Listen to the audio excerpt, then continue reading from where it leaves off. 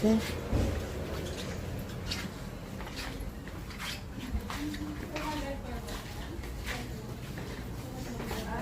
Yes, bayaran mo muna.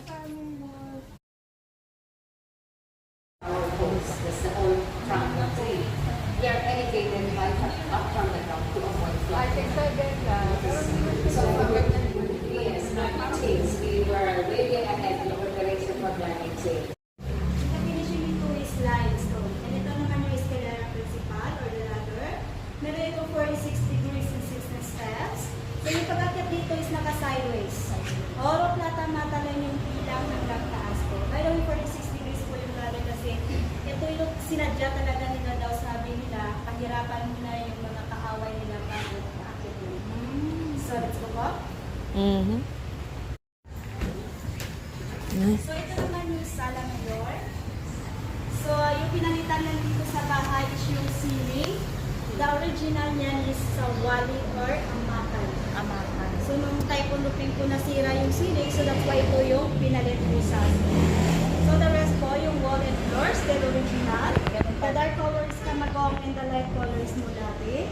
At yung table na to yung AI. So yung mga pateris na yan, nakikita natin yung mga antik na gamit nila sa gilid. And yung mga pateris na is galing Paris and Rio, Isla Gigantes, 8 to 9 century. So ganun katagal yung parang nila na. Ganda. And yung statwa po sa yan po. Yan po si Ramon Abansenia. He is the first and the chief of justice of the Philippines. Hindi po siya may-ari ng bahay, but he is the first cousin of buffet. And mga ilong po po si Sabi ko, yes.